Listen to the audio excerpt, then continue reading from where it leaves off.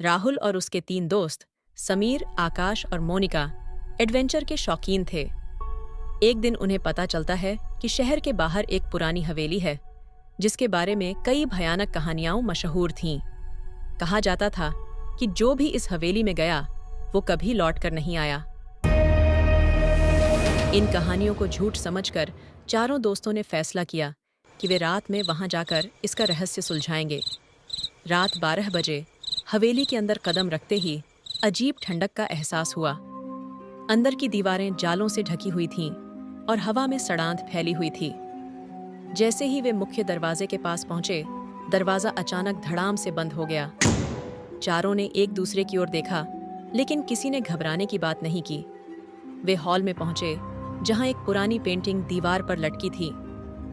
उस पेंटिंग में एक आदमी और औरत की तस्वीर थी, लेकिन जैसे जैसे वे नजदीक गए, पेंटिंग के चेहरे बदलने लगे और उन पर राहुल और मोनिका के चेहरे उभरने लगे। तभी एक पुरानी अलमारी अपने आप खुल गई और उसमें से एक डायरियां मिली। डायरी में लिखा था कि इस हवेली का मालिक एक पेंटर था जो अपनी पत्नी के अफेयर से परेशान होकर उसे मार डालता है और उसकी आत्मा पेंटिंग में कैद कर देता है।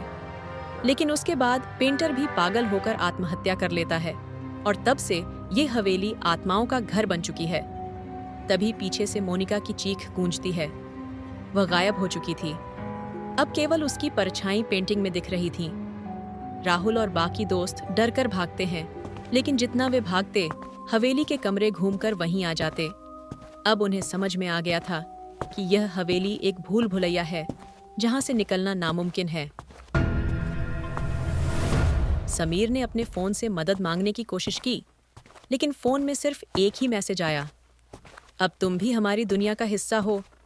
तभी सफेद साड़ी में वही औरत उनके सामने प्रकट हुई और उनकी आंखों में झांकते हुए बोली, तुम्हारी जगह अब इस पेंटिंग में है। अगले दिन पुलिस हवेली की तलाशी लेती है, लेकिन कोई नहीं मिलता।